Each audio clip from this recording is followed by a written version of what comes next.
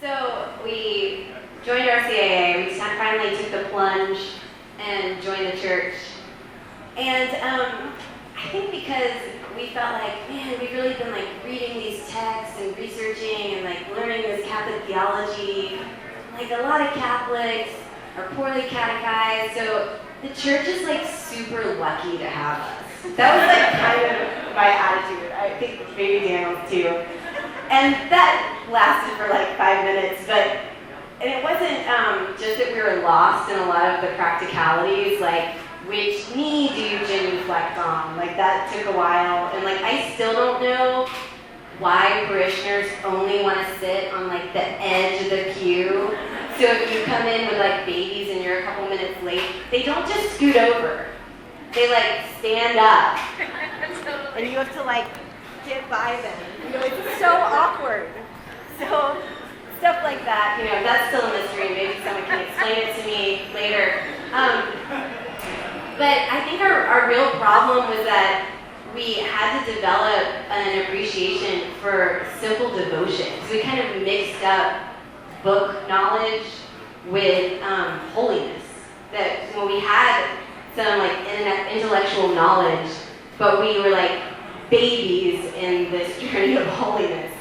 And just an example of this, there's, I think the first Mass we went to in Tallahassee, we had joined the church in Waco, but immediately moved, like right after that. So our first real parish was in Tallahassee. It was our first experience of parish life. So we go to Mass, and like 1 minute after Mass has started, there's like this screeching sound. There's screech, and this ancient woman is screeching in with her walker, and she's wearing a house dress, and she sits in the front row. And I don't know if y'all have ever seen the children's book Stregonona, anybody? But she looked just like Stregonona. So we saw her on Sundays. It's like it didn't matter which Mass we went to, like she was there. If we were in the Adoration Chapel, she was there. Daily Mass, she was there. She was just always around. We're like, who is this woman? If Daniel was taking the kids to a different Mass than I was, I'd be like, Stregonona at your Mass? You know, who is she? And I kind of felt like, oh, she's this adorable old woman, and she's got this, you know, she's praying the rosary, and she's got this simple devotion, but like, who knows how much St. Augustine she's read, how much she really knows about all this stuff.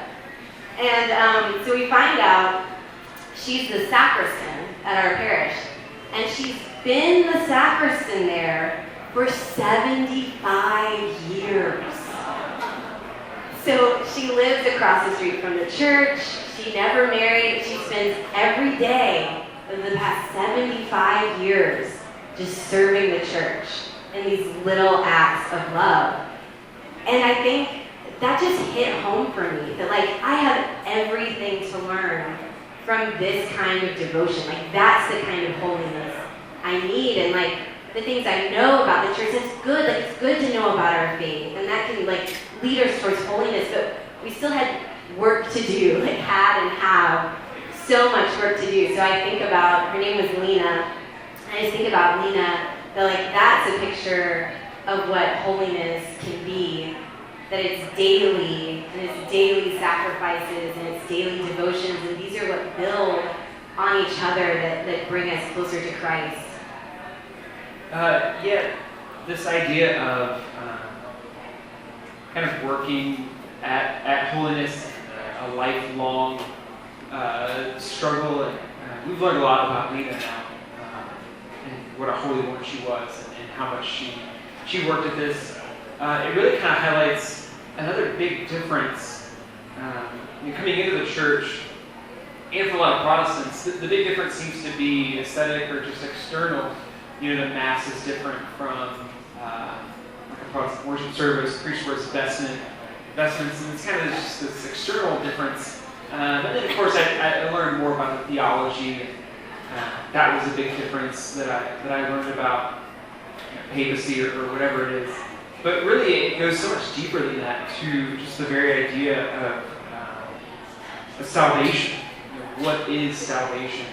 And growing up Protestant, one of the big things, just to be clear, I grew up Protestant, like obviously I'm Catholic now, so I think a lot of things that I thought wrong, but I had a lot of respect for my parents and Protestants that I knew that were great people. So I'm not trying to bash Protestants or anything. But one of the things that we learned when witnessing to people trying to convert them was the question, are you saved? And so for Protestants, the answer to this question is yes, I've been saved. And so we learned how to kind of, if somebody says this, then you're good. If they say, no, I haven't been saved, you say, oh, well, here's what you do.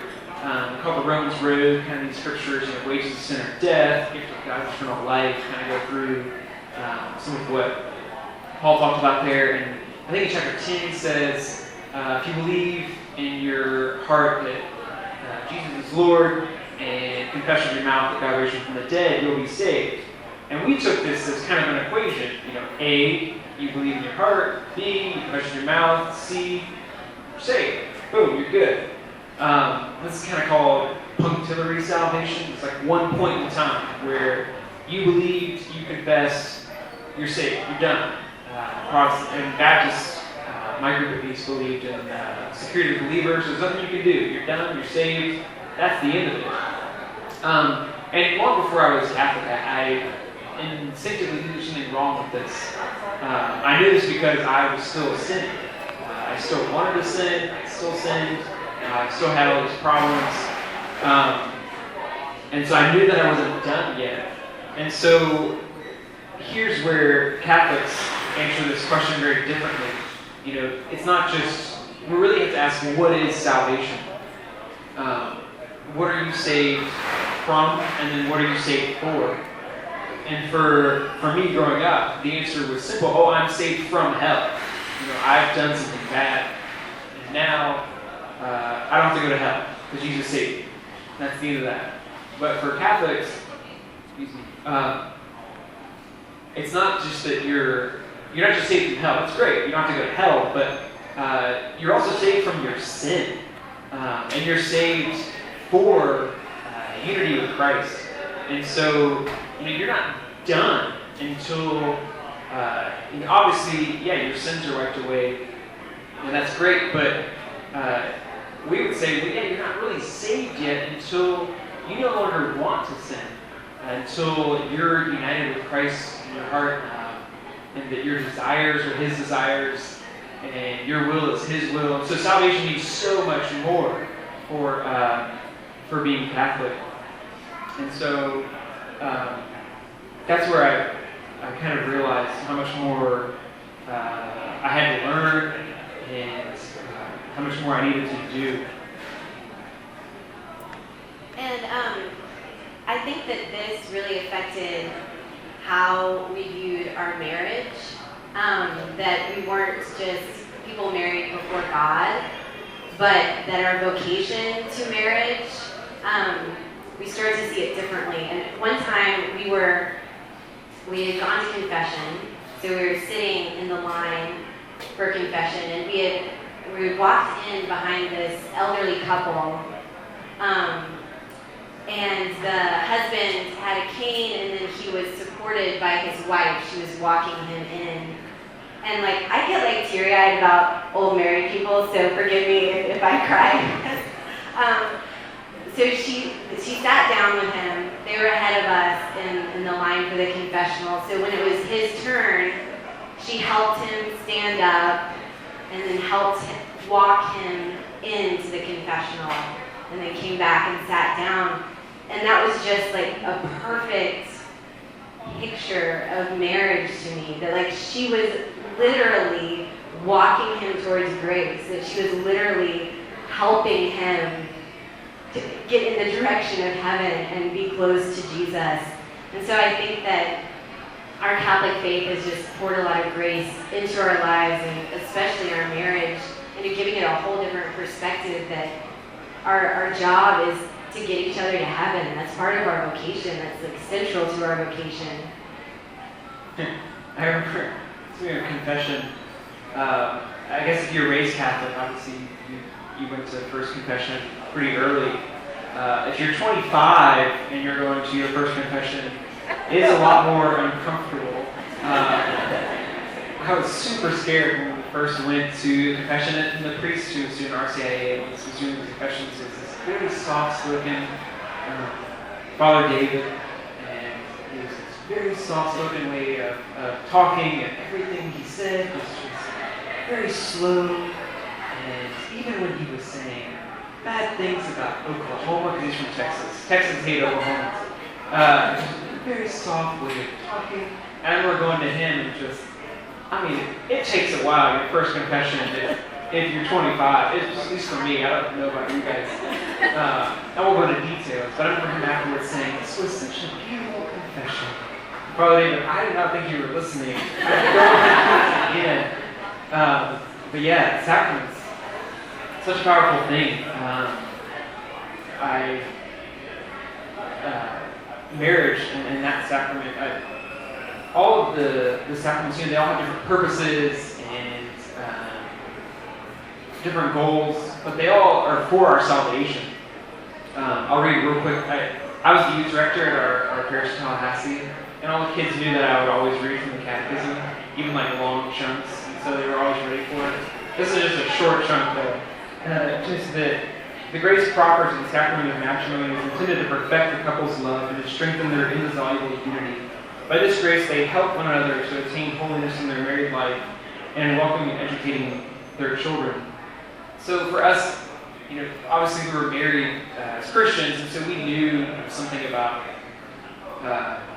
marriage being before God and God joining us together. But really, when we became Catholic, it was kind of a deeper purpose, just also for our salvation. Marriage wasn't just about our mutual affection or our love for each other even, but about our salvation. And so really all the sacraments have this in common for our salvation.